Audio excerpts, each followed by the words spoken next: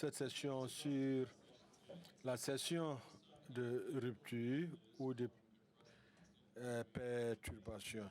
Nous avons des bailleurs ou des fondateurs qui font des choses importantes dans le sens de la technologie. Avant de commencer, je vais vous poser quelques questions. Je suis le modérateur. Je m'appelle Merou. J'ai répertorié la liste des bailleurs et fondateurs au niveau des textes sur le continent. Et ces personnes qui gèrent les entreprises pendant les entreprises. Je suis heureux de les recevoir ici pour qu'ils nous parlent de leurs entreprises, de les innovations dans l'industrie de la création. Aujourd'hui, avant d'entrer dans les détails, je voudrais poser la question qui a déjà été à Abidjan ici? Qui s'est déjà rendu à Abidjan? Qui arrive ici pour la première fois? Qu'en est-il de l'humidité à Abidjan? Qui est fondateur ou CEO? Qui est ici en tant qu'investisseur?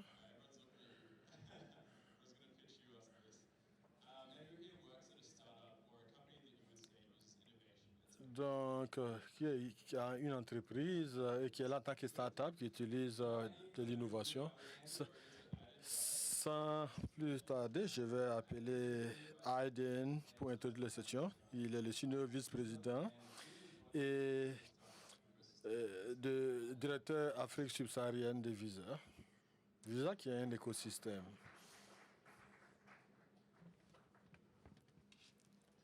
Merci beaucoup. Bon après-midi à tous. J'ai le privilège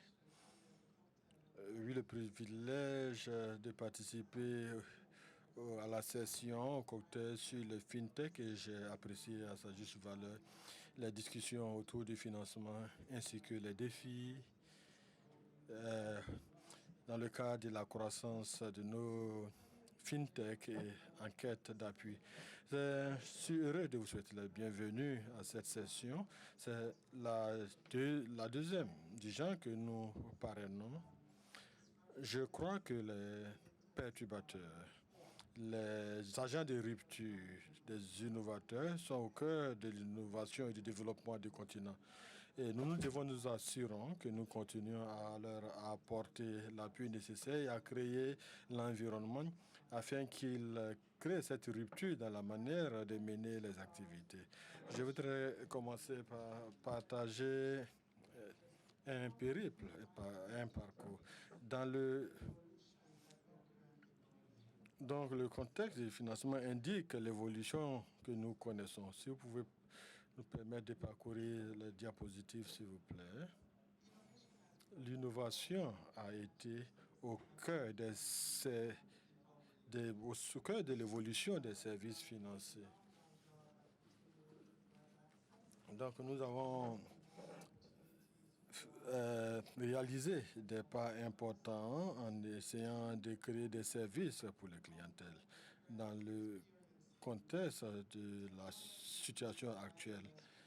La technologie nous fournit des tonnes, des milliers d'opportunités et devient un accélérateur du paiement et du numérique. Vous pouvez aller à un point de vente et faire des transactions.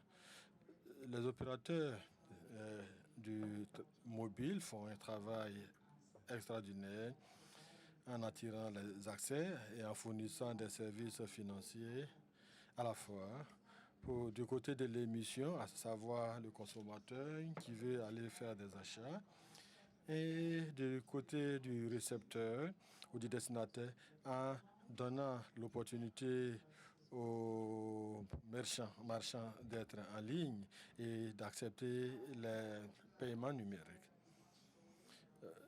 Il y a des diapos qui ne s'affichent pas, mais cela ne m'empêche pas d'en parler.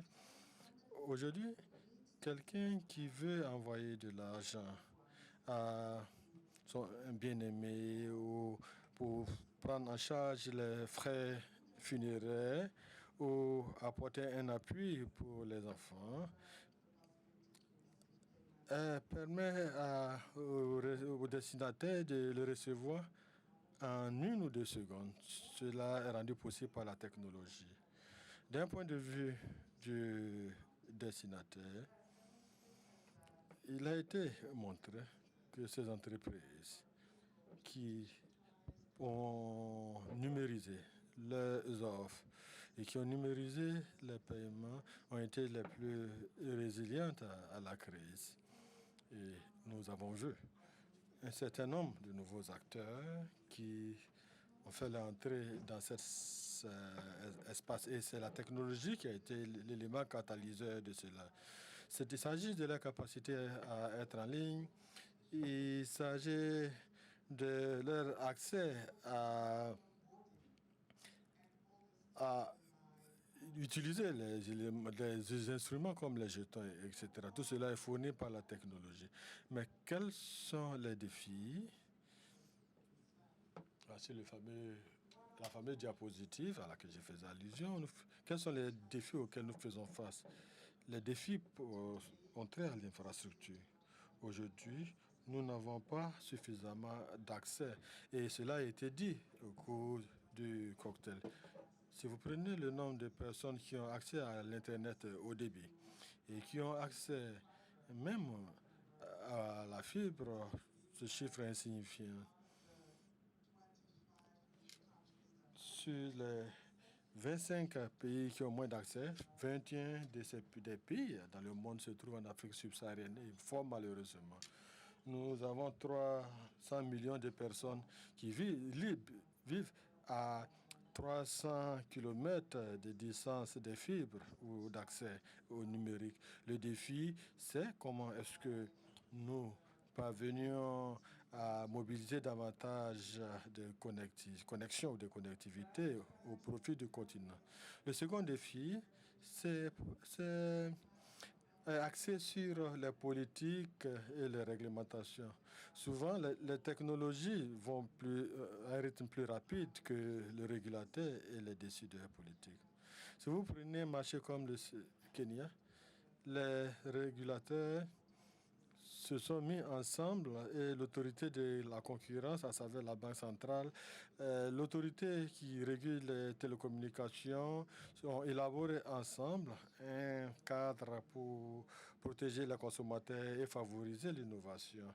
Et ce dialogue doit se tenir sur l'ensemble du continent afin de s'assurer que les politiques demeurent les catalysateurs d'une croissance accélérée tout en étant au même moment un élément qui assure la protection des consommateurs.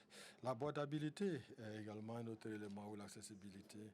L'abordabilité est encore où l'accessibilité est très onéreuse en termes d'accès aux données et d'accès à Internet. Donc, les parties prenantes devraient continuer à élaborer cet aspect dans l'écosystème. Et la préparation à l'écosystème. Si nous décidons d'aller vers le numérique au fil de l'évolution de la technologie, la question de la sécurité se pose. Comment est-ce que nous fournissons, nous mettons à disposition les bons outils pour protéger l'écosystème et s'assurer que nous continuons à générer l'innovation de la bonne manière? J'ai parlé de l'innovation de la tokenisation qui permet la transmission des données tout en protégeant ou en sécurisant vos données. Ce sont les types de technologies que nous allons continuer à développer. Il s'agit également de s'assurer que, au fil de l'évolution technologique, nous puissions la rendre disponible aux consommateurs à travers un certain nombre d'outils. Vous pouvez utiliser votre téléphone. Au lieu d'avoir ces dispositifs lourds, vous puissiez faire vos paiements de manière beaucoup plus efficace en utilisant les systèmes QR pour favoriser davantage d'accès.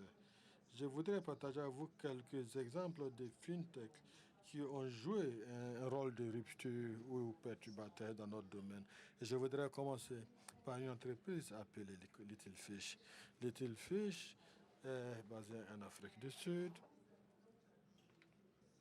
Et à l'analyse de l'écosystème, ils ont pu prendre la mesure de la complexité pour une petite entreprise d'entrer dans l'espace digital. Ce qu'ils ont décidé de faire, c'est d'avoir une intégration à travers un simple API, à travers un micro-marchand, permettre à un micro-marchand de venir en ligne et mettre en place une technologie qui leur permet de faire leur comptabilité et de gérer la question des finances de manière rentable et efficace.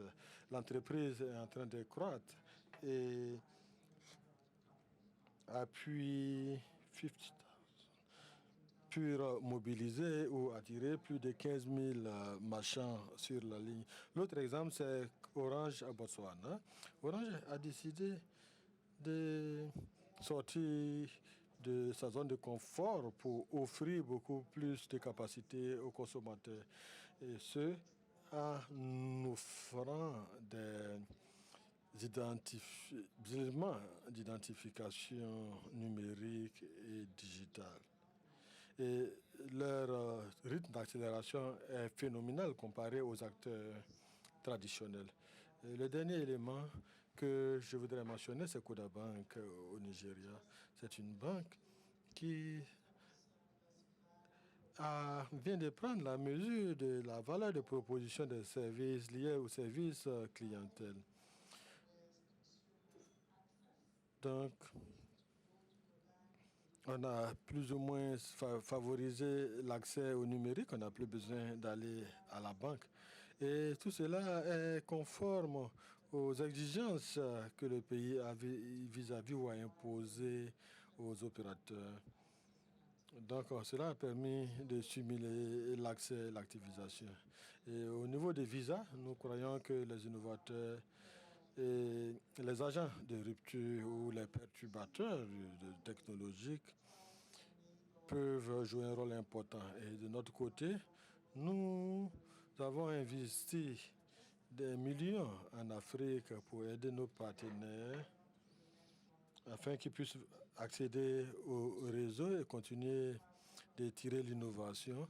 Nous avons érigé un certain nombre de programmes où nous avons mis ces agents de rupture en compétition en favorisant leur accès aux institutions financières qui se portent volontiers à investir dans l'infrastructure.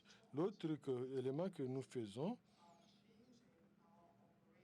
c'est de changer nos opérations de sorte à favoriser l'accès à l'innovation en termes de capacité d'intégration et d'accès au système en leur fournissant la sécurité, l'outil ainsi que les processeurs qu'il faut pour pouvoir fonctionner dans notre environnement.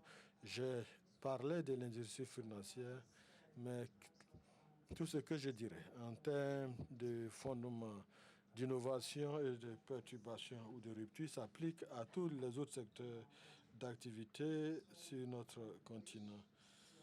Nous sommes optimistes. Donc, nous souhaitons à tous les innovateurs bon vent et merci d'être avec nous une fois de plus cet après-midi. Merci beaucoup. C'était bonne présentation. Visa est un grand champion de notre écosystème. Je vais vous parler un peu du programme afin de demander à Greg de nous parler. Nous aurons 5 intervenants qui nous parleront de ce qu'ils font, qui ils sont. Je vais leur poser quelques questions et prendre 2 ou 3 questions du public. Je vais introduire le premier intervenant, Robert Agrest, qui est le CEO de Trala.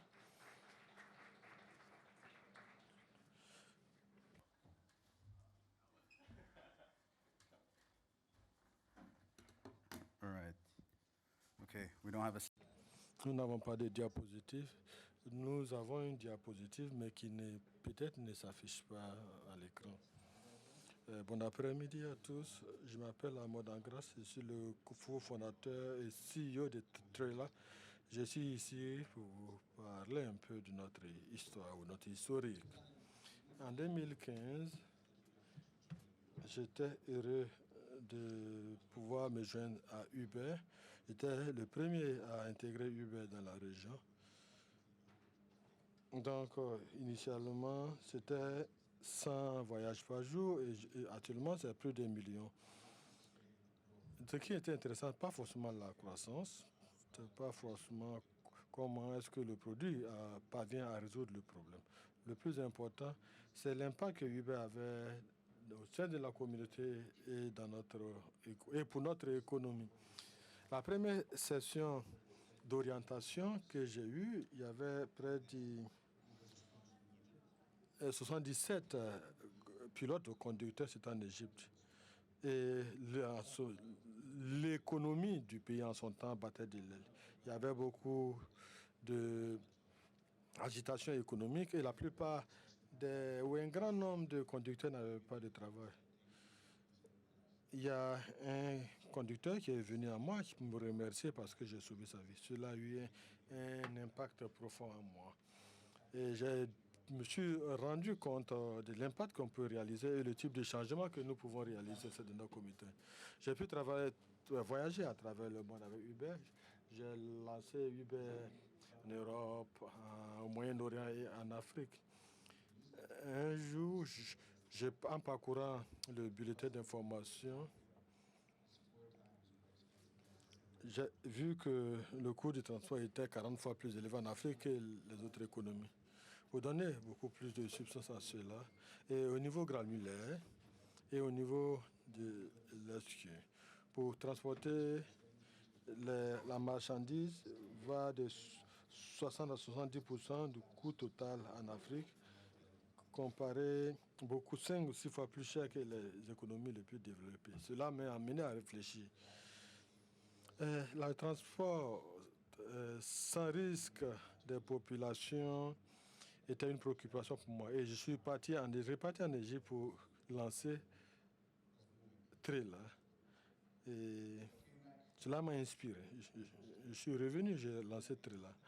Trela est un marché technologique qui permet de mettre en relation le fournisseur, l'offre et la demande. Donc la demande, c'est les grandes entreprises comme Coca-Cola, les grandes compagnies maritimes, etc. Pour vous mettre un peu plus, permettre de comprendre la difficulté du problème, je vais partager avec vous une citation.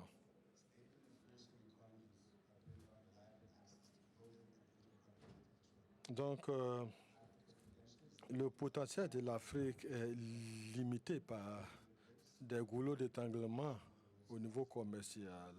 Et cela ralentit le développement économique des pays. Et cela nous permet de nous rendre compte qu'il y a beaucoup que nous pouvons faire en mettant en place les infrastructures qu'il faut. Et les bonnes infrastructures, ce n'est pas simplement les ports, les infrastructures, comme on dit, physiques dures, mais ça peut être des logiciels et autres que nous pouvons mettre au point. Pour simplifier cela davantage, il faut 2 ou 3 jours pour charger ou décharger un camion dans les ports en Afrique, comparé à 4 heures aux États-Unis. Une des solutions que nous avons mis en place, c'est de simplifier le processus. La mission de Trela, c'est de stimuler l'économie en permettant à mettre à disposition de nos clients des économies abordables. Et c'est notre activité quotidienne. Notre vision, c'est d'être une sorte de guichet unique qui apporte des solutions. Donc, nous ciblons une industrie d'1 million de dollars. Nous croyons qu'en mettant l'accent sur les problèmes, en étant plus centré et axé sur les consommateurs Et en améliorant la chaîne de valeur, on pourra réduire leurs coûts. Je pense que nous avons pu mobiliser près de 60 millions de dollars pour résoudre le problème en Afrique. C'était un défi, hein, parce que certains des investisseurs sont parmi nous ici. Maersk et Ronge et certains de nos soutiens se trouvent ici. Enfin, Trellet a été bâti fort de la conviction que nous pouvons faire de notre environnement un meilleur endroit où nous puissions prospérer et vivre. Merci beaucoup.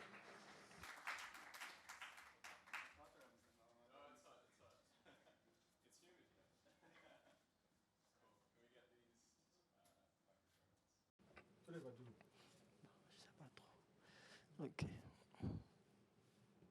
Give them a second. Until then, I might use my voice. J'ai été ému par ce que vous avez dit. J'ai trouvé une histoire sur mon téléphone. $400 pour... OK.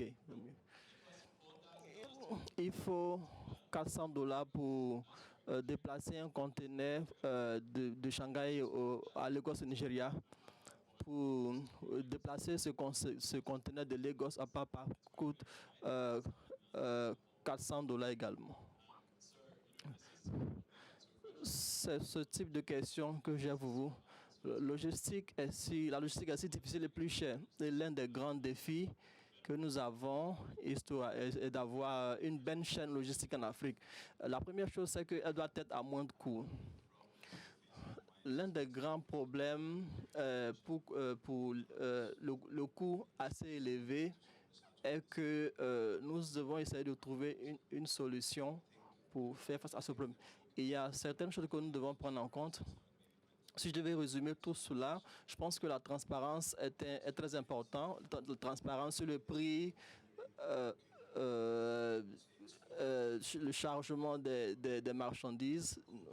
La coopération est également aussi un problème. Beaucoup de transactions transfrontalières se passent entre les pays africains. Si les frontières ne sont pas en connexion, vous avez beaucoup de défis à relever.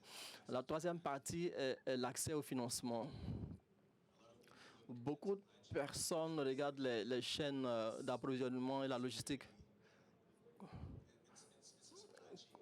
C'est un problème de chaîne d'approvisionnement. Beaucoup de personnes pensent que c'est plutôt une question de financement qu'un problème de chaîne d'approvisionnement.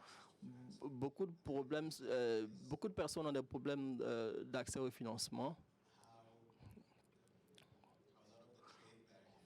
Comment est-ce que les acteurs du commerce, beaucoup de problèmes peuvent être réglés en un accès à un blockchain? Beaucoup de problèmes peuvent être résolus en suivant ce chemin. Quels sont les types de problèmes que vous devez régler? Sur le continent, l'année passée, nous avons vu des compagnies qui ont pris beaucoup de coûts, des compagnies qui ont eu des problèmes en termes de logistique. Fondamentalement, qu'est-ce qu'il faut pour construire une bonne base logistique en Afrique? Je ne pense pas que nous faisons quelque chose de différent. Je pense que beaucoup de choses que beaucoup de compagnies font, nous avons fait également ces erreurs, c'est rester fixé sur sa mission, ne jamais oublier ses valeurs, essayer de régler des problèmes au lieu de tourner autour des solutions. Rester focus sur les consommateurs et les personnes qui dirigent la compagnie. C'est peut-être un slogan, mais pour moi, ce sont les meilleures choses qu'il faut prendre en compte. Si vous restez focus sur ces éléments, les choses vont bien se dérouler. Une dernière question de ma part. Selon vous, quel rôle la logistique peut jouer dans le commerce libre en Afrique? We've been. Pardon? nous parlons avec Flexim Bank, nous avons beaucoup de défis avec la chaîne logistique. Les personnes dans cette salle-là, on sait beaucoup de choses. Ce que nous essayons de faire, c'est de lever le niveau de vie en rendant le commerce assez accessible. À moins que nous essayons d'impacter l'économie de façon importante. Nous devons rester focus sur notre mission et nos valeurs. Si vous déplacez un camion de marchandises de Cape Town du nord au sud, sans beaucoup de barrières, c'est facile à faire, c'est facile à dire qu'à faire. Ouais. Merci infiniment. Nous allons prendre quelques questions, 2 ou 3 questions de la part du public. Qui a une question pour... Oui, vous, allez-y. Vous devez peut-être utiliser votre voix. Parlez plus fort. We can hear Nous ne pouvons pas entendre l'orateur.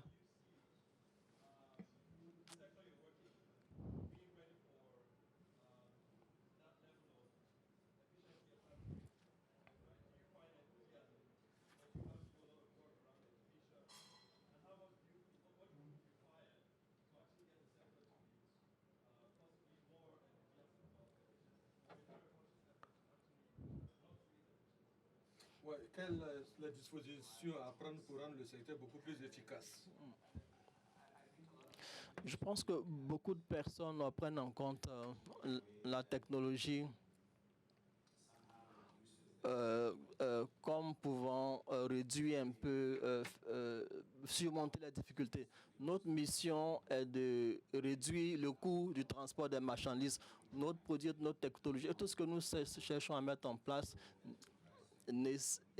essaie de réduire un peu le coût de transporter les marchandises. Si nous arrivons à faire cela, nous avons atteint notre mission. L'e-logistique, la traçabilité, porte sur la traçabilité. Je vais vous donner une visibilité si vous déplacez des milliers de marchandises chaque jour.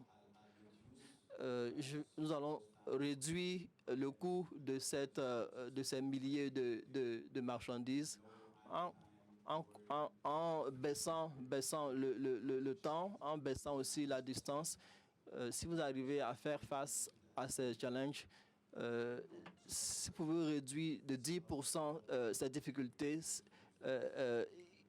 réduire les coûts de 10 à 20%, c'est ce que nous appelons les perturbateurs. La réponse que je peux donner, je pense que les gens sont prêts, mais je ne pense pas que les personnes font face aux meilleures réponses. Mon point de vue sur la question est que nous pensons que l'innovation et les perturbations permettent de suivre les nouvelles tendances. Ils peuvent être un acteur du changement. Une dernière question de la part du public. Je vois une main levée.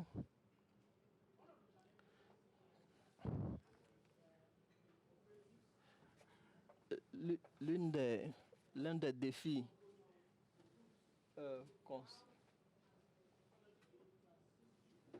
comment la technologie pourrait vous aider à réduire un peu. Je veux bien comprendre la question. Vous parlez des marchandises, avoir la traçabilité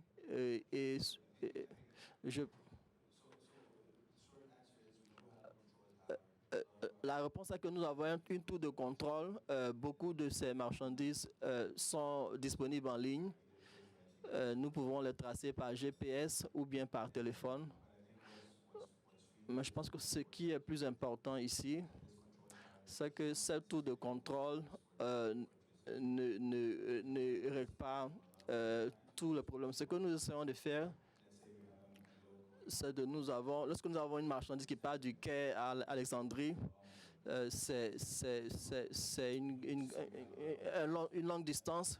Vous avez beaucoup de de distance à couvrir. Vous avez besoin de beaucoup de partenaires pour se prendre en charge la maintenance, les stations, pour vous assurer que tout ce trajet, pendant tout ce trajet, le convoi puisse avoir des partenaires pour l'aider à faciliter le trajet.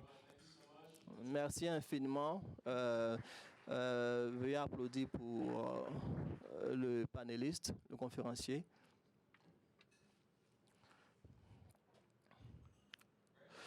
Merci, Fama. Nous allons continuer avec notre prochain orateur sur les perturbateurs. J'appelle Aaron Berg, qui est le CEO de Dexter Power. Veuillez venir au pupitre, s'il vous plaît. Merci de l'accueillir, s'il vous plaît.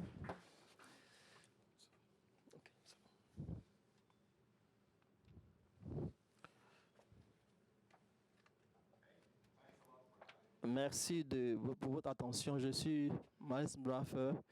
Je viens d'Allemagne. J'ai vécu et travaillé au Nigeria pour ces dernières années. Et la compagnie que je dirige, je suis le cofondateur. Nous travaillons dans le secteur de l'énergie. Je voulais parler un peu d'énergie dans cette session que j'ai avec vous.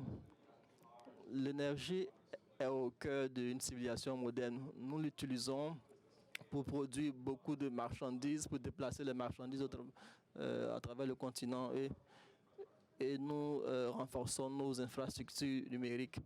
Si nous pensons, nous prenons en compte que l'énergie est au cœur de notre civilisation moderne, il y a 100 ans en arrière, dans les années 1800, lorsque la machine à vapeur, l'énergie à vapeur avait commencé à être développée, il a fallu 15 ans pour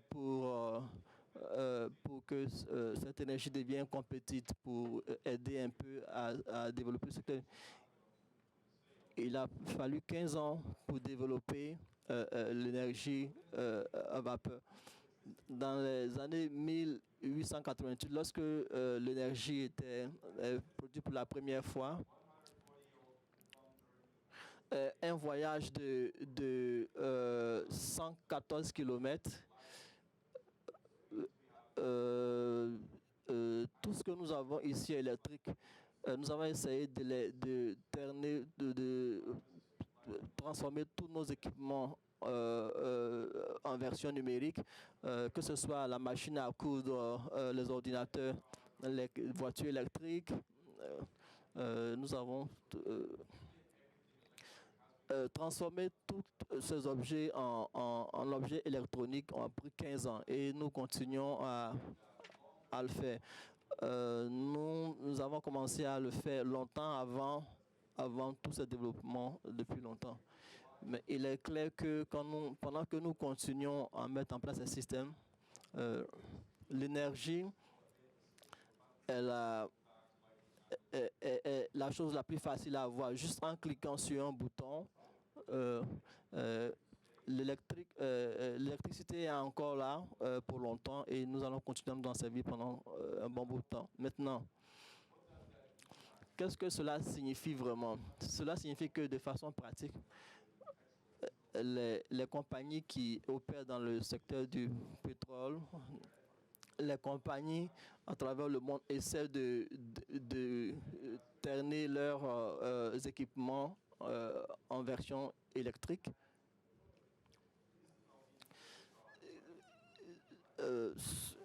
L'objectif zéro carbone est les énergies renouvelables se sont développées très rapidement. L'énergie éolienne plus spécifiquement. Les coûts pour produire l'énergie éolienne n'est pas forcément moins cher que l'énergie produite à base de pétrole ou de diesel. Parce que nous avons investi beaucoup d'argent dans le secteur de voitures électriques, nous pensons que les solutions électroniques peuvent nous aider à faire face à des solutions intermittentes. lorsque il n'y a pas assez de vent, par exemple, en Afrique, par exemple, les entreprises ont un problème différent. Quand je suis en Afrique du Sud ou bien au Nigeria, les entreprises n'ont pas assez de courant pour opérer. Et quand il y a de l'énergie, il est assez cher. Le début, le point de départ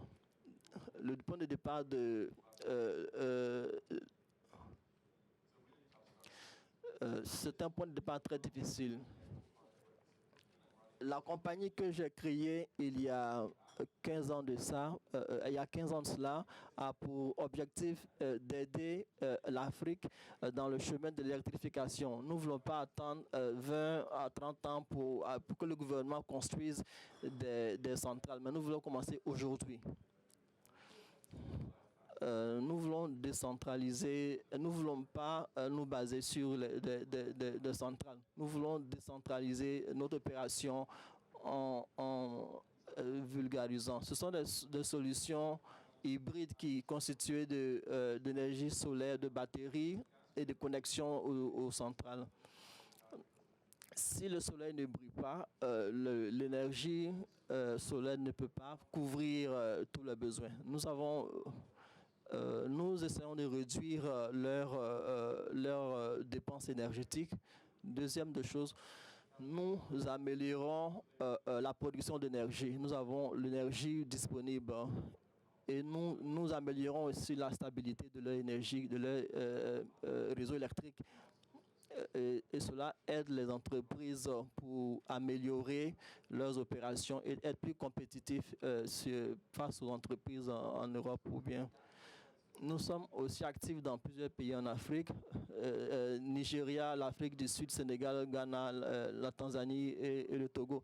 Si chacun de vous est intéressé en l'énergie électrique, à la réduction des coûts de l'énergie, nous serons heureux de vous servir. Merci infiniment à vous tous.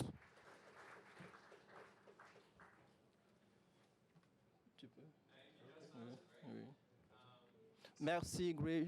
Je pense que avant que nous commençons à faire face aux détails, j'aimerais peut-être approfondir l'un des problèmes la distribution de l'énergie au Nigeria et en Afrique.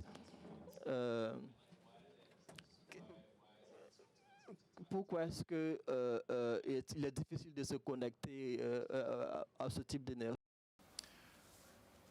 Yeah, that's. I mean, I could talk all day about this, but let's start with Nigeria, maybe. So, le Nigeria.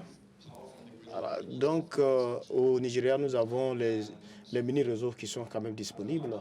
Et d'abord, d'entrée de jeu, il a fallu plancher sur la privatisation du secteur. Parce que là, il fallait investir énormément dans le secteur parce qu'il il fallait travailler sur le volet du transport de l'énergie et de sa production. Parce qu'il ne faudrait pas compter sur l'énergie qui émane, n'est-ce pas, des réseaux. Donc, il faut travailler. Alors, donc, lorsque vous, par exemple, démarrez une entreprise, vous devez disposer d'un groupe électrogène. Et de sorte que, par exemple, il y a un certain nombre d'entreprises qui utilisent les groupes électrogènes pour fonctionner. Donc, c'est un sujet quand même corsé, qui est difficile, mais il faut voir d'abord comment est-ce que le système a été mis en œuvre. Alors donc, en Afrique du Sud, par conséquent, ils ont commencé avec un système énergétique tout à fait différent.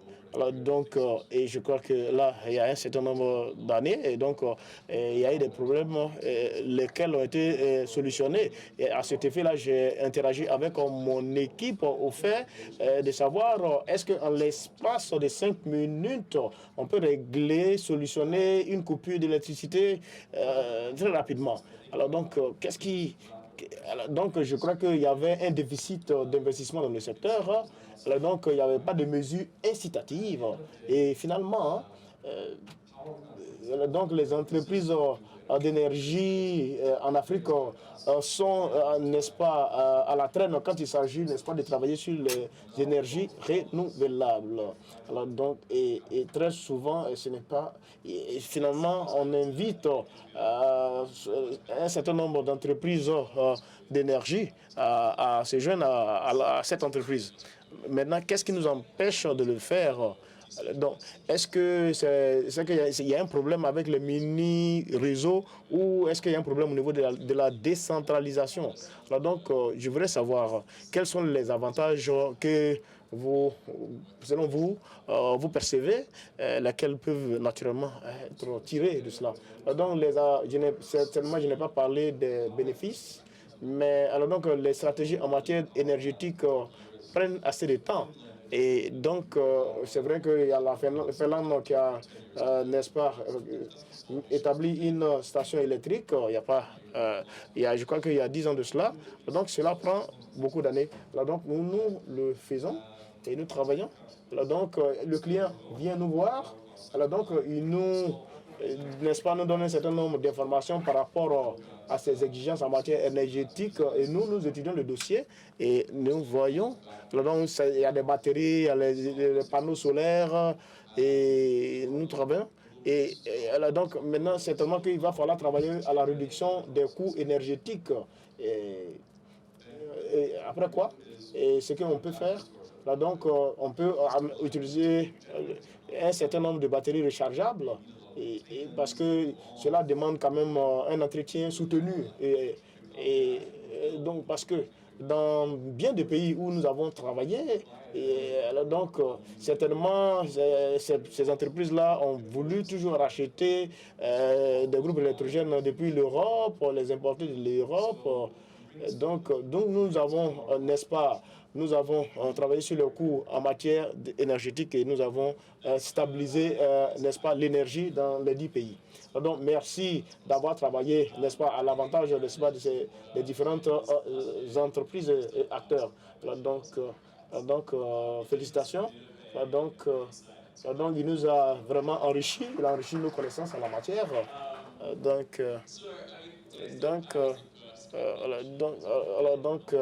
C'est la toute première entreprise sur le continent. Est-ce que, selon vous, est-ce qu'on peut attendre des acteurs internationaux, n'est-ce pas, à l'idée de se joindre à l'Afrique?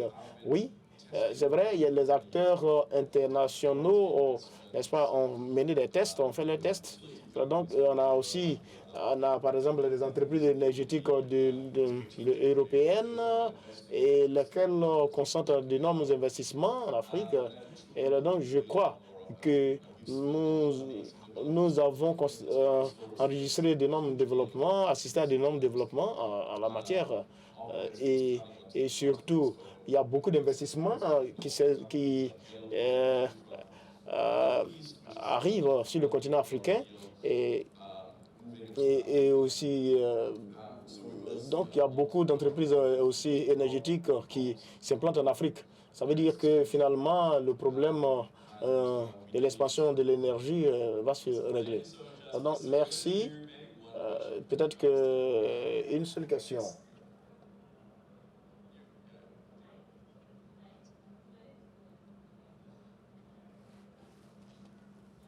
Bon, donc nous n'entendons pas le micro, s'il vous plaît.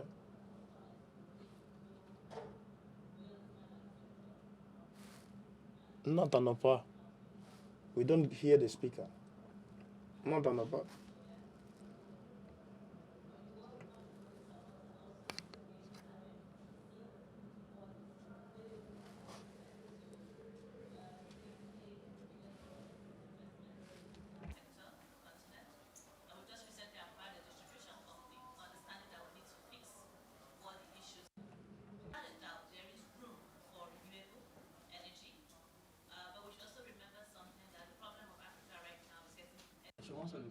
Oui.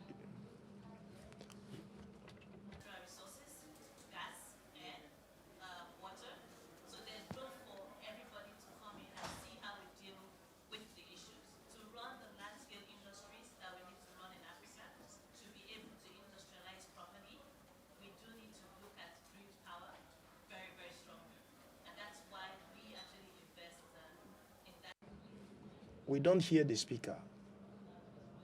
Nous n'entendons pas, nous ne recevons pas.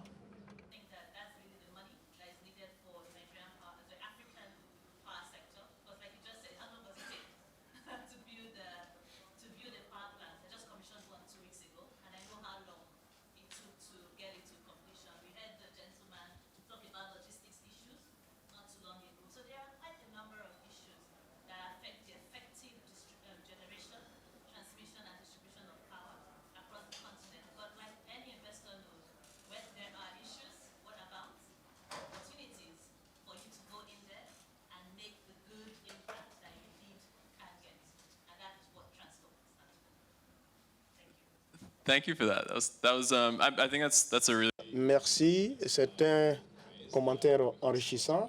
Je crois que nous pouvons solutionner ce problème. Est-ce que vous avez une question spécifique?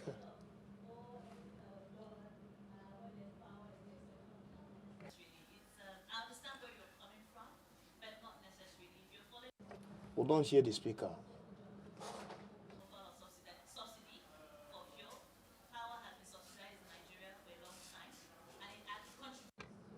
On ne l'entend pas, on ne la reçoit pas. Nous ne la recevons pas.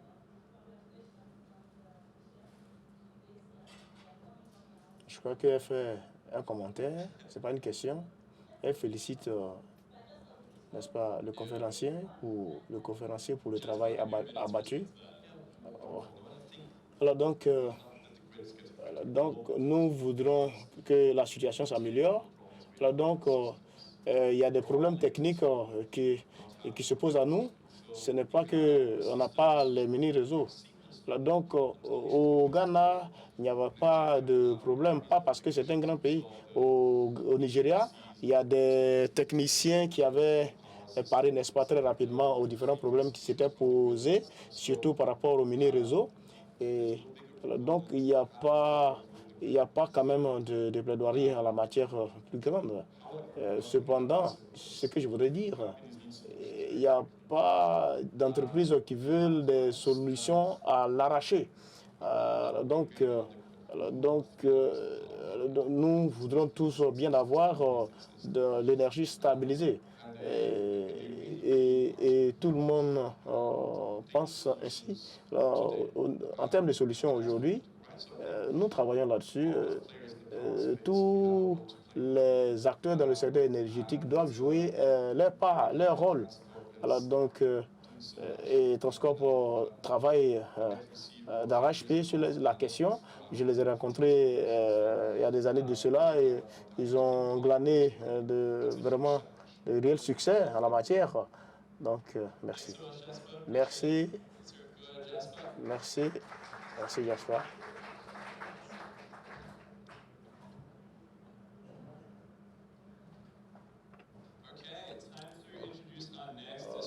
Donc, le prochain conférencier, il travaille sur le mobile money.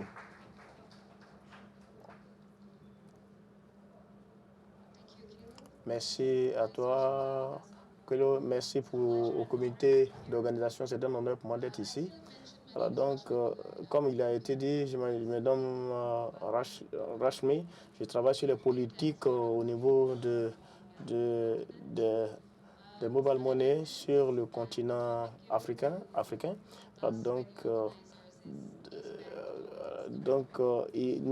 Nous posons la question avec l'avènement de mobile money. Est-ce que on siffle la fin, n'est-ce pas, de l'ère des banques? Alors, donc, je voudrais, n'est-ce pas, focaliser mon argumentaire sur le sujet. Nous ne sommes pas des banques, nous ne sommes pas des entreprises de télécom. Alors donc, nous faisons, ça dit que les gens viennent faire des dépôts auprès de nous. Il s'agit de l'argent électronique. Alors aujourd'hui, il regarde au système de paiement, nous travaillons sur ces questions. Alors donc, nous avons un système qui est, n'est-ce pas, accessible. Et donc, aussi, le pourcentage que nous prélevons est seulement 1%. Il n'est pas élevé. Donc, c'est un système qui est beaucoup alléchant, qui attire beaucoup de clientèle. Alors, donc, nous avons lancé nos opérations en 2018 au Sénégal et on avait donc nous sommes présents dans plus de 18% des foyers au Sénégal. Alors un des indicateurs à ce niveau, c'est que si j'envoie $1, par exemple, $1, dans quelle proportion est-ce que ce dollar va circuler dans le système monétaire du pays dans lequel il a été envoyé? Et cela, quelle est sa part de contribution au PIB? Là, donc, on a aussi lancé un projet en Côte d'Ivoire. Nous sommes en train d'implémenter les mêmes éléments qui ont été, n'est-ce pas, mis en œuvre au Sénégal. Alors, donc, c'est une cagnotte de plus de 200 millions de dollars. Nous avons également bénéficié des appuis de certains investisseurs en la matière. Et aussi, il y a des régulateurs au Sénégal qui nous appuient. Aujourd'hui, nous sommes présents dans plus de 6 pays en Afrique. Donc, nous avons un marché anglophone, notamment l'Ouganda, qui est le tout premier marché anglophone. Alors, donc, nous voulons véritablement marquer, n'est-ce pas, être beaucoup plus présents sur le continent africain. Et maintenant, la question est celle-là. Est-ce que l'aide de domination bancaire tire à sa fin? C'est la question. Donc, maintenant, certainement, c'est quand même... Bon, c'est difficile que de dire, d'affirmer qu'il y avait une domination de la banque en Afrique. Mais donc, moi, c'est vrai, je vais tirer la conclusion après. Mais ça veut dire que donc les services financiers africains, certainement, composeront certainement avec la banque, mais il faudra voir quelles sont les différentes satisfactions financières qu'ils vont tirer. D'abord, les banques n'ont jamais été dominantes. C'était des fournisseurs de services, surtout les services financiers s'entend sur le continent. Donc, il y a les indicateurs au niveau de la domination, peut-être vis-à-vis des populations, la dominance en termes d'efficacité ou la domination au niveau du profit. Maintenant, lorsque nous capitalisons sur les différentes statistiques pourvues par la Banque mondiale, l'inclusion financière dans bien de pays s'affiche au plus bas. Donc, les services financiers étaient beaucoup plus formalisés, surtout par les banques. Alors donc quand à l'analyse, on constate que les banques n'étaient pas beaucoup plus attrayantes. Paradoxalement, aujourd'hui, nous avons constaté qu'il y a une inclusion financière aujourd'hui. Pourquoi? Parce qu'on a l'avènement du mobile money. Alors donc aujourd'hui, entre 2011 et 2022, quand on a constaté que les comptes bancaires sont restés constants, les comptes bancaires, ça dit qu'il n'y a pas eu de croissance au niveau de l'ouverture de comptes bancaires. Donc ça veut dire qu'en Afrique subsaharienne, donc les banques n'étaient pas aussi présentes. Donc quand on parle de domination, relativement aux services financiers, donc ce à quoi il faut compter, ce n'est pas les services financiers formels. Donc, est-ce que ce sont les groupes chargés des épargnes ou des dépôts, etc. Donc, les entreprises modèles, les entreprises africaines, oui, les modèles. Mais le problème, quel est le second indicateur ici? Là où les banques s'étaillent la part du lion. Donc, ils ont des clients très riches et aussi, ils ont été, n'est-ce pas, les banques ont été créées au fin de servir les intérêts des riches. Mais voilà que les populations en général n'ont pas accès aux services banquiers. Donc c'est vrai, cette stratégie par le passé a été prospère, mais certainement qu'elle ne peut pas prospérer dans le futur. Alors donc, deuxième argument, Alors donc, les télécoms et les services pourvus par les mobile money, n'est-ce pas, prospèrent sur le continent. Cela a pour effet, n'est-ce pas, de travailler, d'affecter quand même la capacité d'enrichissement des différentes banques. Alors donc, comment est-ce que vous réalisez les dépôts au sein des services financiers? C'était un défi. Comment est-ce que vous faites des dépôts auprès des banques, les traders, comment est-ce que vous mobilisez, n'est-ce pas, les fonds surtout quand vous avez de l'argent que vous devez envoyer au village, etc., comment est-ce que vous vous arrangez? Donc aujourd'hui, au titre de mobile money, en termes de comparaison, on constate qu'aujourd'hui, on a beaucoup d'entreprises qui travaillent. Là, donc, par rapport aux différents services financiers, on constate que le mobile money ont un pourcentage de 100%. Donc, ça veut dire que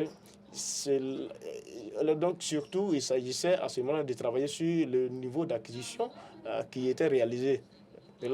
Alors, donc aujourd'hui, les gens veulent travailler avec des capitaux, mais certainement qui sont pourvus par les banques, parce qu'il y a beaucoup de capitaux, il y a beaucoup de chiffres qui sont, n'est-ce pas, stockés dans les différentes banques.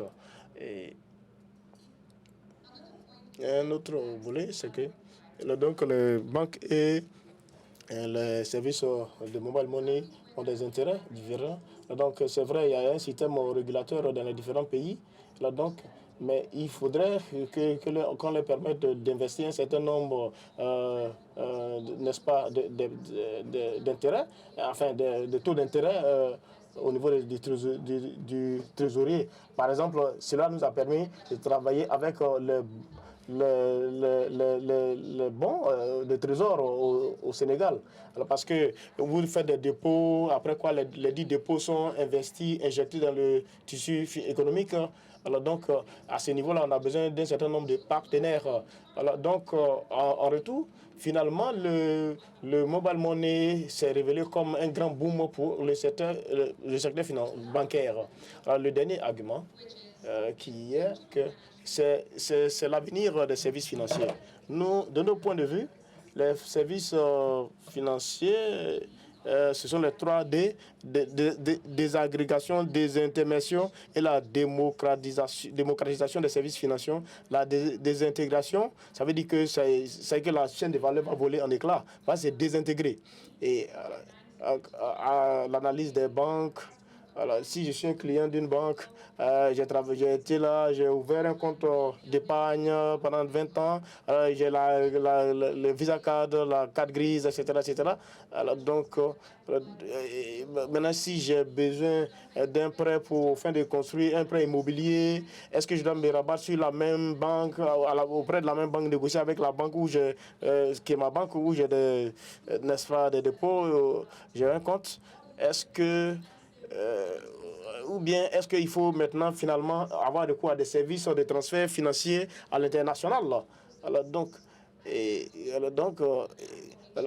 il faut voir, j'ai une application pour l'assurance, j'ai une application pour les investissements sécurisés et bien d'autres. Donc, il y a une désintégration quant à l'acteur qui contrôle, n'est-ce pas, le secteur financier, la désintermédiation. Alors donc, ça dit que les gens utilisent l'argent des dépôts et cet argent-là des dépôts, cet argent déposé est affecté à des fins d'investissement. Alors c'est ce que les banques font comme activité parce qu'ils offrent des services financiers. Alors donc, aujourd'hui, nous assistons à un vent de désintermédiation financière. Alors donc, il y a beaucoup de capitaux qui accordent des crédits digitaux, numériques et bien d'autres types de crédits. Alors donc, la dernière chose qu'ils font, c'est la démocratisation. Donc, on a TransferWise, tout ça, ce sont des entreprises de transfert. Alors donc, ils ont commencé à participer activement et donc il est choix maintenant, n'est-ce pas, aux clients d'opérer un choix éclairé en la matière. Donc il y a, par rapport à ces technologies innovantes, émergentes en termes de modèle de business, modèle d'affaires. Donc, finalement, on a constaté à une recrudescence des services financiers. Alors, donc, et c'est vrai, ils ont besoin, n'est-ce pas, que les gens soient mobilisés parce que, consécutivement à la mobilisation des gens, on aura une inclusion financière. Alors, donc, je crois que pour conclure, on va dire ici que les banques, n'est-ce pas, nous allons sonner le glas, n'est-ce pas, de la domination du système bancaire. Les banques sont devenues, c'est vrai, on fait le temps, mais aujourd'hui, nous, en tant que Mobile Money, nous sommes devenus beaucoup plus renforcés, devenant de plus en plus forts. Et ici, là donc, nous aujourd'hui, nous avons une grande partie de la jeunesse en Afrique subsaharienne qui bénéficie de nos services. C'est vrai que nous avons encore un long chemin à parcourir. On a besoin d'un cadre réglementaire, de politique en la matière. Alors donc, comme qu'il l'a mentionné, donc on a parlé, n'est-ce pas, de la souveraineté en Afrique ici. Alors donc, je voudrais dire la véritable prospérité réside dans le partenariat, pas dans une entité dominatrice. Merci. Merci. Merci. Give you a mic. That was fantastic. I think that was a really good insight into the sort of the positioning of banks and fintechs and where it's going and where it's been in the past. It was such a great deep dive that we went pretty deep. And so I think I'll just kick it to the audience to see if they have any questions. We might just do one question for time's sake. Who has a question? Hands up. I guess we all learned a lot from that then. Yes.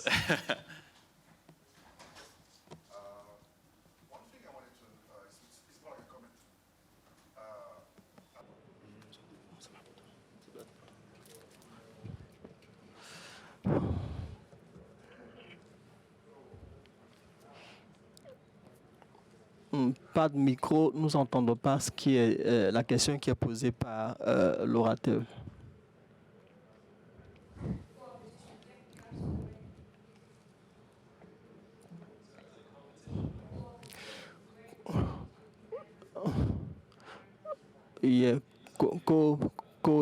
Qu'est-ce que c'est que la coépétition?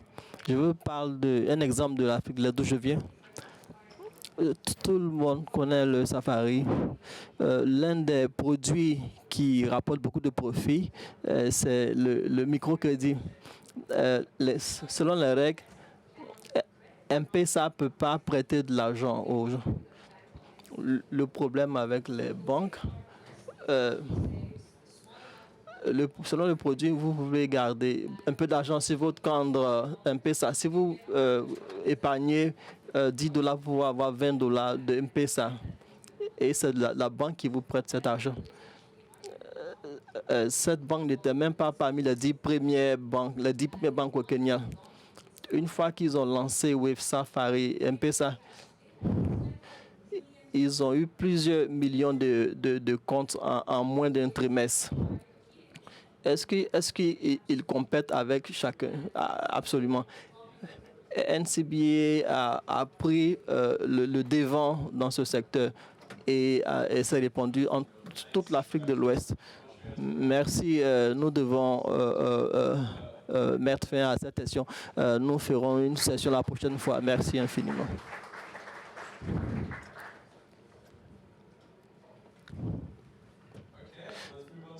Merci. Nous partons à nos prochains orateurs perturbateurs. Kenneth, merci de venir au pupitre.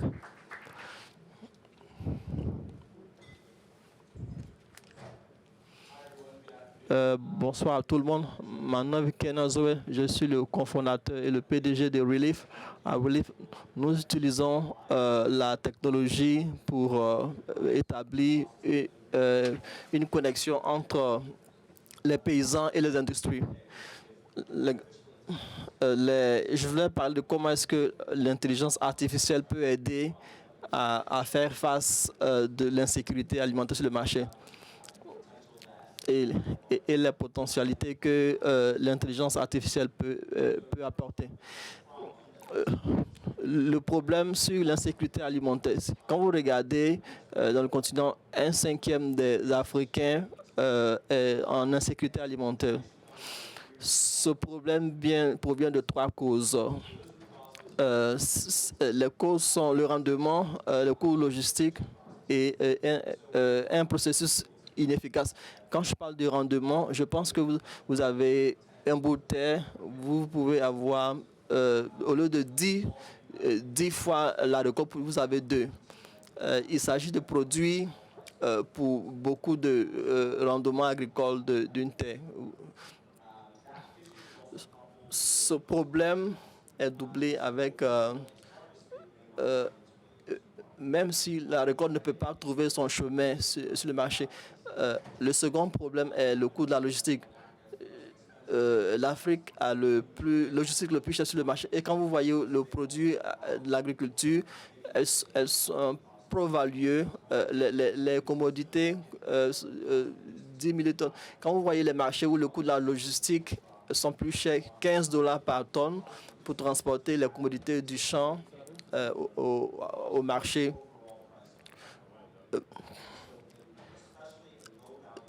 Dans l'agriculture, les marchandises peu valorisées, il est difficile pour les planteurs de faire face. Le coût aussi des aliments est également un problème. Les petits planteurs utilisent peu d'équipements pour récolter pour la récolte. Il s'agit de prendre un produit brut pour avoir le maximum de valeur de ce produit. Des produits rudimentaires que vous avez pour la culture.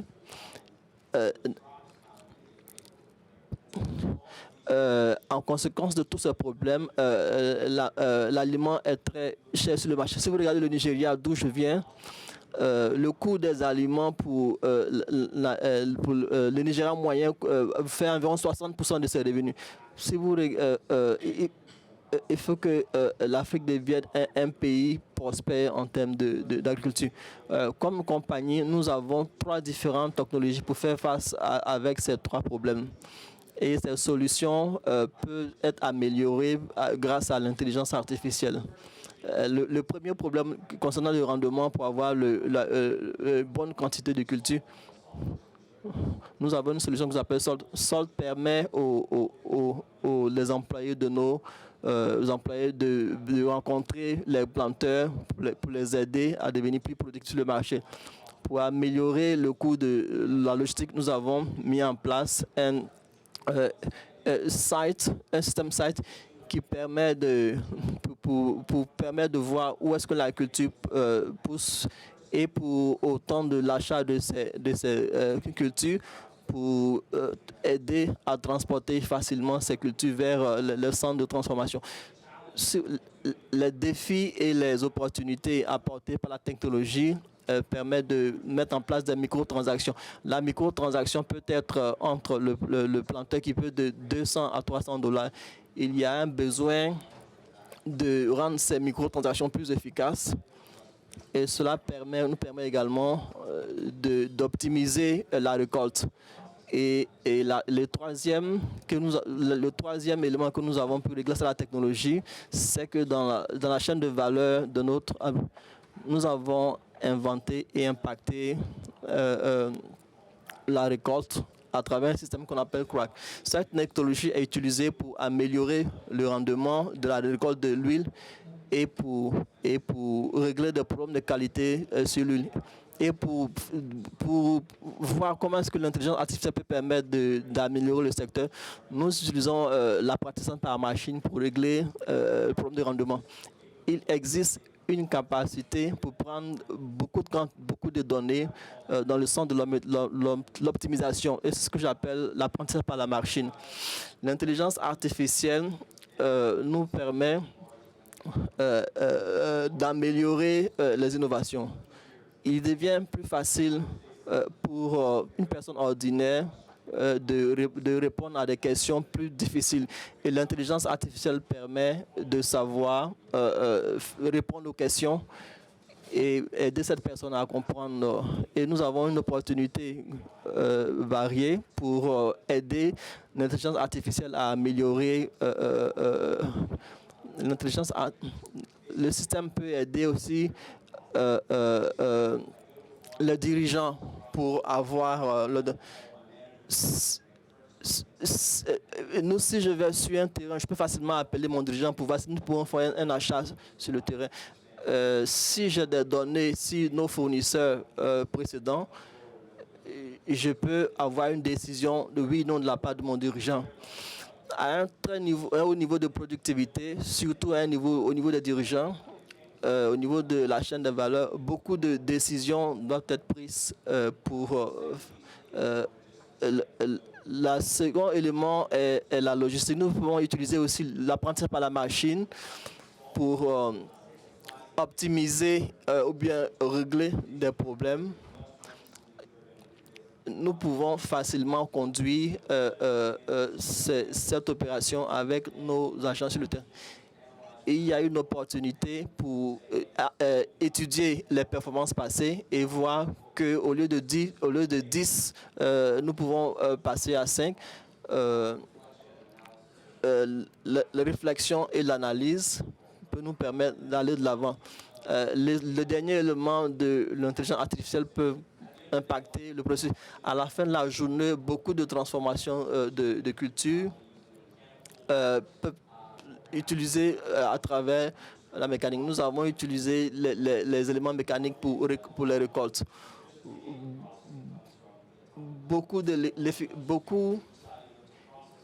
Quand il s'agit de transformer les marchandises et de les apporter au niveau de l'industrie, il y a les plantations deviendront de plus en plus autonomes et ces décisions pourraient aider à la transformation de nos cultures.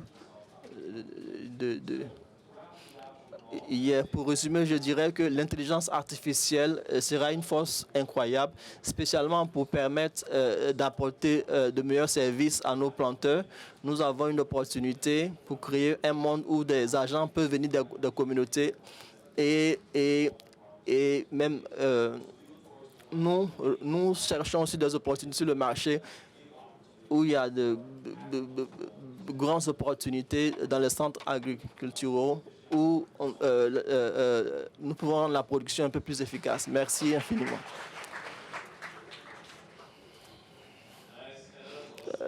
Bien dit. Merci pour votre apport. Comment est-ce que l'intelligence artificielle peut être utilisée dans le secteur de l'agriculture? Je viens vous poser une question assez bizarre. Je pense que Relief est une compagnie assez impressionnante sur le secteur. Comment est-ce que changer le processus dans la chaîne de valeur? Je viens vous demander comment est-ce que le processus était avant Relief et comment est-ce que le processus est assez Relief. Nous intervenons dans le secteur de l'huile.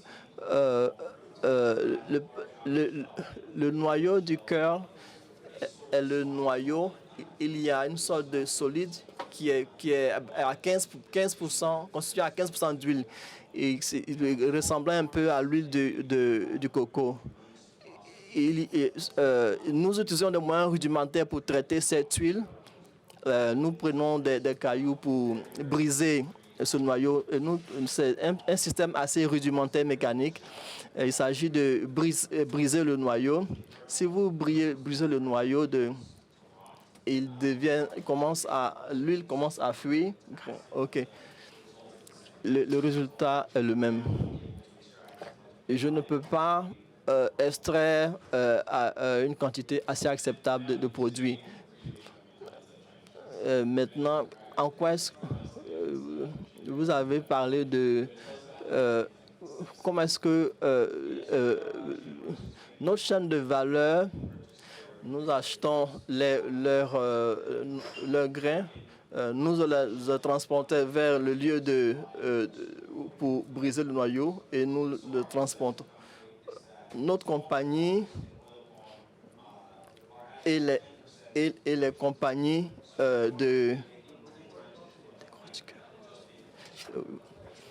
nous pensons qu'il y a une importante division qui intervient dans nos secteurs. Les transformateurs d'aliments aussi peuvent également intervenir dans le secteur. Notre objectif est d'utiliser SALT et des services agronomiques pour les aider à améliorer leur productivité. Et merci infiniment. Question du public, s'il vous plaît.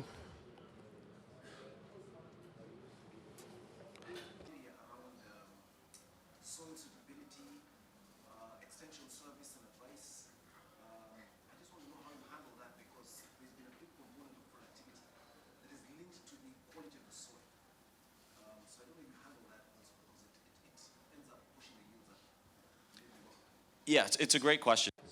C'est une très bonne question. Les différents cultures donnent beaucoup d'opportunités d'optimisation. L'huile de pomme n'est pas forcément un bon exemple. Il a fallu 5 ans pour produire et il est difficile de rencontrer un agriculteur lui demander de déplacer votre champ d'ici à un autre endroit. Je pense que le problème que nous nous posons, c'est est-ce que les planteurs replantent et continuent à investir dans le même... Il faut que nous comprenions un peu les conditions du sol.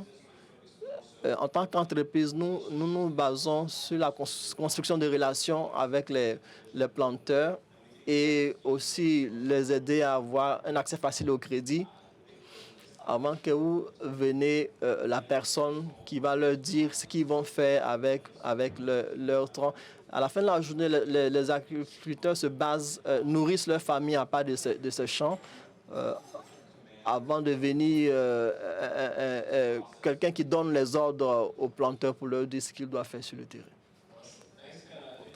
Merci, Colonel. Merci également. Merci infiniment.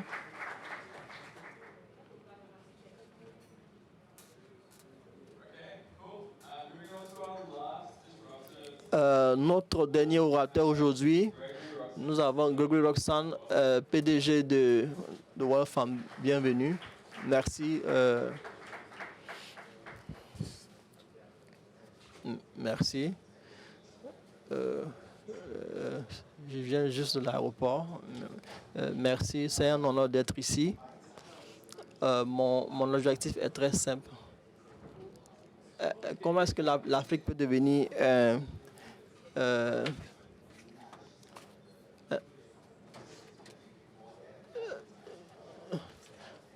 nous avons entendu un millier de fois l'accès à la santé à travers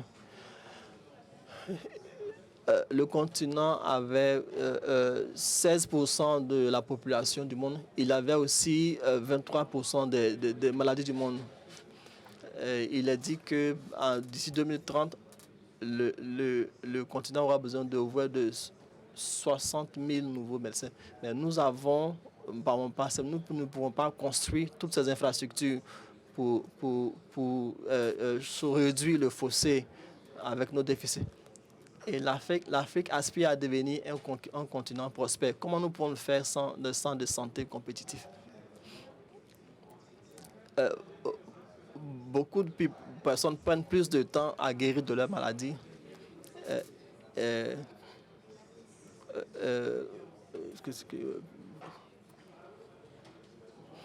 Pour nous, le problème reste comment construire un système de santé qui donne accès à des soins de santé primaires. Je vais commencer à dire comment ne pas y arriver et comment la technologie peut nous aider à y arriver.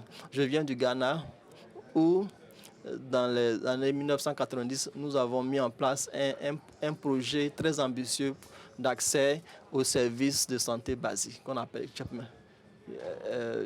CHIPS Services. Et l'idée est très simple. mettre en place un système de santé basique dans les régions où il n'y a pas de système de santé qui pourrait fournir des services aux patients où cependant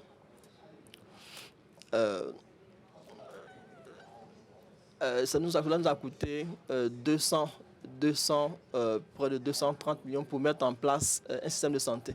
Et le coût d'opération est de près de $10,000. Chaque centre était en mesure de produire $2,200.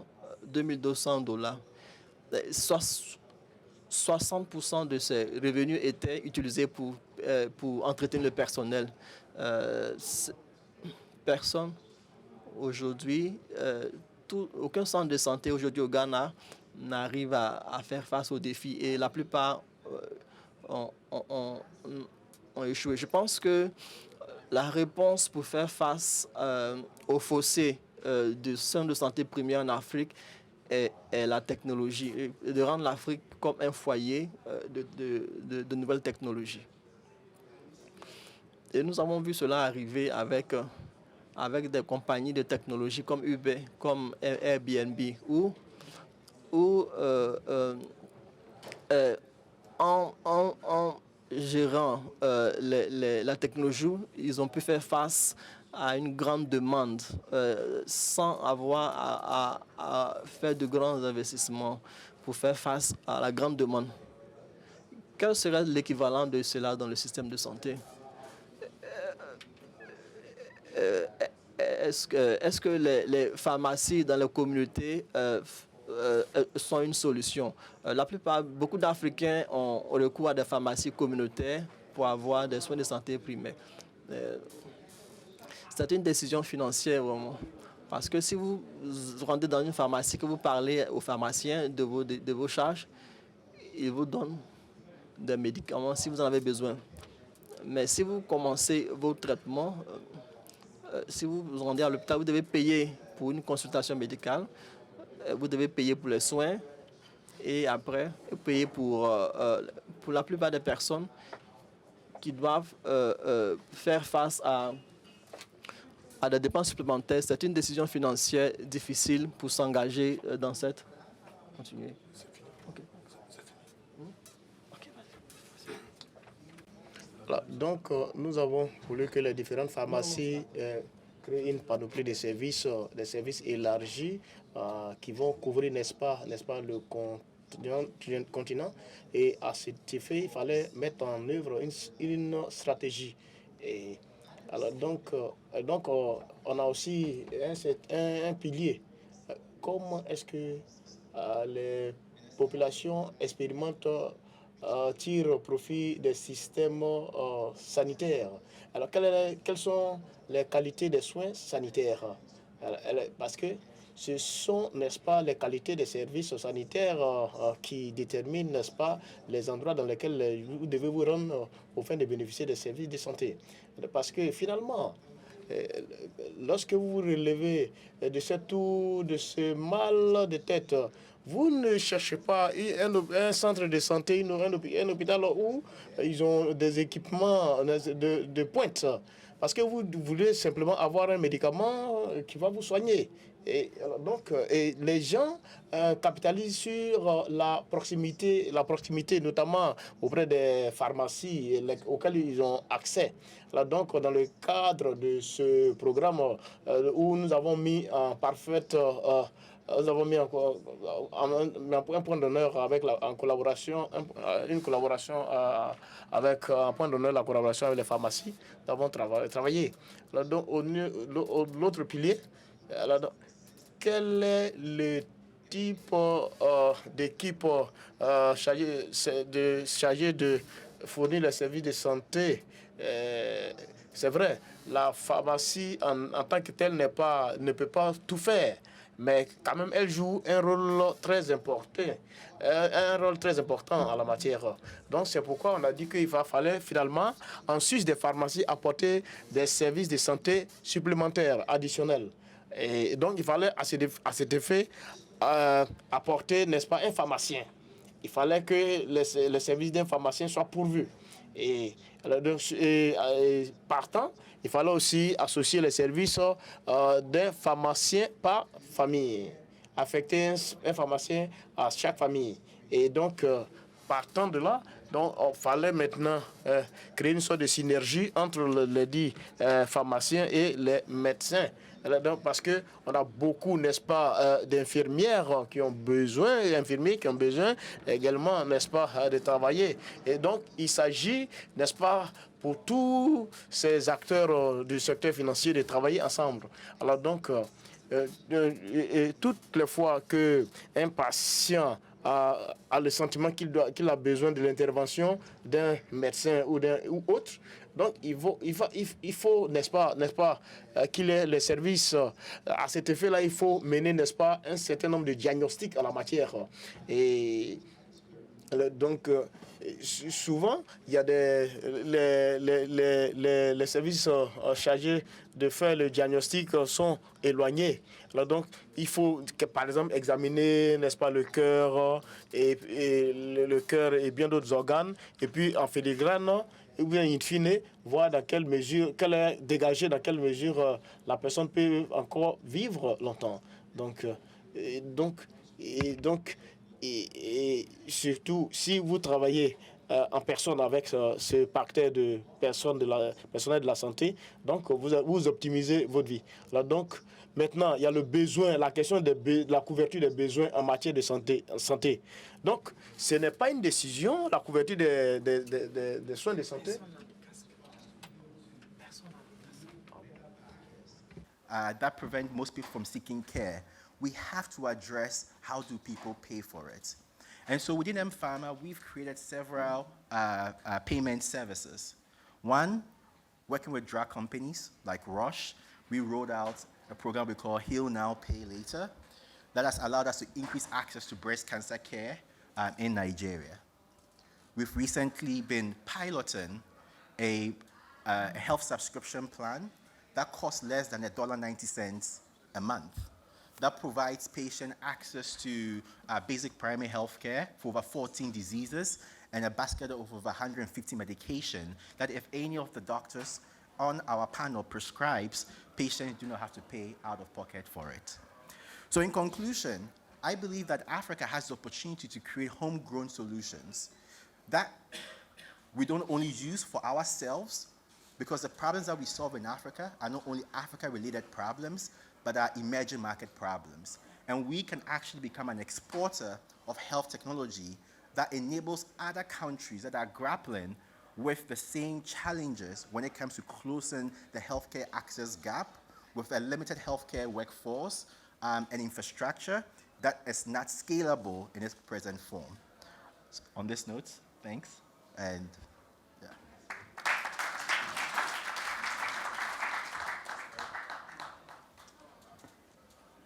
Thanks, Gregory. That was brilliant. I'm going to ask you a question, and then I'll take it to the audience to ask a question as well. And then we will, we'll move on from there. So my question is, in the same way that we kind of leapfrog. Bon, selon toi, quel est l'état des soins de santé en Afrique, selon vous? Est-ce que les soins de santé, selon vous, comment est-ce qu'on peut les mettre à l'échelle dans bien de pays? Ce n'est pas un problème de technologie quand on parle des soins de santé. Donc je crois que ça concerne les émotions, les populations. Il ne s'agit pas d'aller dans un lieu donné, faire des transactions. On ne peut pas remplacer les soins de santé. On a besoin de médecins. Lorsque les gens sont dans un état de vulnérabilité, ils sont malades, ils ont besoin de médecins pour les traiter. Et donc, par exemple, lorsque les gens ont des problèmes mentaux, donc il y a des centres de santé qui doivent les recevoir. Donc, ce sont des gens qui expriment le besoin d'échanger avec un être humain. Donc, ce que, n'est-ce pas, la technologie nous permet de faire, n'est-ce pas, d'engranger des avancées notables. Donc, comme d'année je crois que pour former un médecin, cela vous prend 8 à 9 années. Donc, on ne peut pas attendre jusqu'à 8 à 9 années afin d'avoir un pool de médecins rompu à cet âge. Donc, je crois que il faudrait, n'est-ce pas, briser toutes ces structures traditionnelles. Et finalement, je crois qu'il faut s'approprier tous ces outils. Aujourd'hui, comment est-ce que je crois qu'il faudrait qu'on fasse, n'est-ce pas, un pan. C'est-à-dire que réaliser un saut, engager, n'est-ce pas, une sorte d'avancée, la santé en matière au niveau de la maladie, et aller à un autre niveau de santé. Donc il faudrait, n'est-ce pas, rompre avec un certain nombre de préjudices. Donc, parce que on a les acteurs communautaires qui travaillent à l'échelle communautaire et en parfaite synergie également avec les pharmacies. Donc, il y a des statistiques en la matière. On a eu un programme au Ghana. Donc, on a créé un certain nombre de cadres. Donc on a en matière sanitaire. Et à cet effet-là, il y a eu une cohorte de personnes, parce que c'était à la phase pilote, on avait un certain nombre de facilités d'installation en la matière. Donc, lorsqu'on a créé, n'est-ce pas, ce paquet au niveau de la sensibilisation, donc 6 mois après qu'on ait beaucoup médiatisé cela, donc on a engrangé un certain nombre d'avancées. Donc, cela fait partie, n'est-ce pas, des mécanismes via lesquels on peut, n'est-ce pas, avancer sur la question. Et au niveau, n'est-ce pas, des soins de santé. Bon, merci. C'est une question.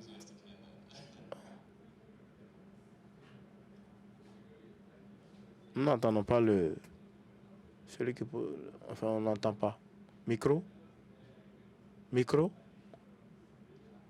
Vous l'entendez dans la salle?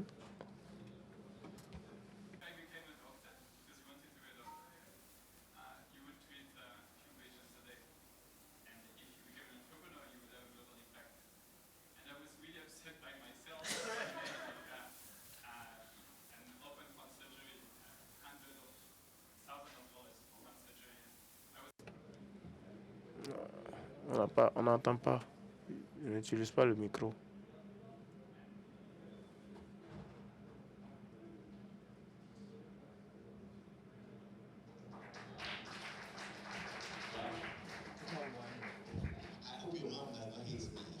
Je crois que votre maman ne me vaut pas une haine.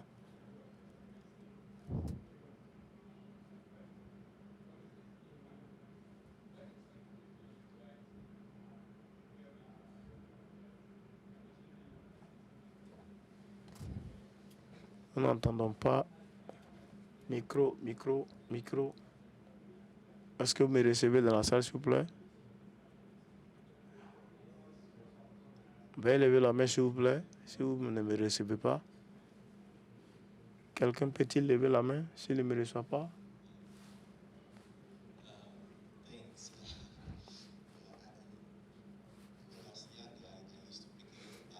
À mon jeune âge, j'étais confronté à de grandes batailles. Donc aujourd'hui, il y a des batailles que je mène, il y a des batailles que je ne mène pas. Oui, en tant qu'entreprise, c'est un voyage qui a été engagé, n'est-ce pas, dans l'Afrique anglophone. Donc nous sommes arrivés à un stade. Donc on a ouvert un bureau en Côte d'Ivoire. Donc il y a bon, c'est vrai. Finalement, le cadre réglementaire n'a pas permis que nous travaillions. Donc, nous allons encore revenir sur le marché et rien. Parce que vous voyez que l'Afrique francophone dispose de ses propres stratégies. Donc, il y a aussi le Togo où on a ouvert de multiples pharmacies. Donc, nous avons été confrontés aux mêmes défis. Mais tout de même, il y a détermination renouvelée de notre part. Voilà, donc, à titre de collaboration, donc je crois qu'il s'agit de bien connaître ce marché au fin de comprendre dans quelle mesure on peut mieux expliquer et expliciter les avantages y relatifs. Alors donc, je crois que le cadre réglementaire ne doit pas être un facteur bloquant. Voilà, il ne doit pas nous fermer la porte lorsque les gens meurent de l'autre côté. Donc, la réglementation ne vise pas, n'est-ce pas, à accroître la souffrance des personnes. Donc, la régulation vise, n'est-ce pas, à protéger, maximiser la protection des populations. Donc, nous jouons un rôle beaucoup plus actif et nous nous engageons auprès des gouvernements, les mettons à forte contribution. Et voilà, je crois que c'est à cet effet-là, dans cette dynamique, que nous pouvons réaliser une mise à l'échelle. Voilà, donc, c'est vrai, j'ai écouté avec plaisir mon frère de FinTech. Donc, ça veut dire que au niveau des soins de santé, vous avez, n'est-ce pas, divers systèmes. Bon, donc, je crois qu'on doit continuer la marche. Merci. Merci, Grégory. Merci.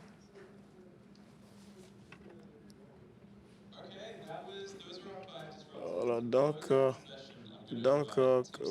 au close cette session, j'invite ici Tim pour son mot de clôture.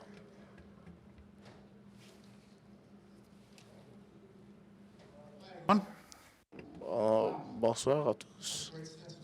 Alors, nous avons écouté de grandes vraiment histoires. On a assisté, n'est-ce pas, au fait qu'il y a l'éruption, l'émergence de grands héros. Donc, on a des organisations lesquelles font face à un certain nombre de perturbations et à cela, il y a des solutions qui ont été apportées, notamment la technologie qui est essentielle. Troisièmement, il faut se connecter au marché des populations de masse, Et donc, cela aura pour effet de créer, n'est-ce pas, le développement. Et cela aura pour effet d'impacter positivement l'économie continentale. Et cela va booster la consommation. En faisant du bien, il faut le faire rapidement. Donc, il y a aussi un certain nombre de mécanismes lesquels ont planché sur les tailles des différents marchés. Je crois que très rapidement, nous allons travailler sur la question de sorte à pouvoir, n'est-ce pas, apporter les livrables sur cette question. Et il y a aussi le coût des différentes données aussi, parce que très souvent, les populations sont laissées à la traîne. Donc, comment est-ce que aussi on peut s'y prendre à l'effet de comprendre les différents défis auxquels les gens sont confrontés, et parce qu'on a la digitalisation, la numérisation, et puis on a le guichet unique, on a des simples applications. Donc, je crois que ce sont des outils qui ont été conçus pour les masses. Donc, nous voulons véritablement voir dans quelle mesure on peut atteindre les consommateurs lambda, et ce qui se pose à nous avec une acuité particulière. Donc, je crois qu'il va falloir travailler à l'effet d'accroître les revenus des populations de 75%. Donc, il s'agit de faire des choix. Alors, donc, de faibles coûts, avoir des services chargés des indicateurs aussi, et booster le secteur financier. Donc, il y a aussi la question de la compétition. Donc, et il faut la collaboration, la compétition, le partenariat. Donc, ce que nous pouvons faire ici, c'est de rechercher ces partenariats. Nous remercions ici les différents conférenciers. Donc, cela a pour effet, n'est-ce pas, de me donner beaucoup plus d'assurance. Et je crois que en filigrane, nous nous sommes engagés dans un nouveau voyage, parce que cela va prendre beaucoup de millions de dollars. Merci. Merci à toutes et à tous. Nous mettons fin à cette séance, cette session. Donc, il y en a l'écosystème de la Côte d'Ivoire. Si quelqu'un voudrait bien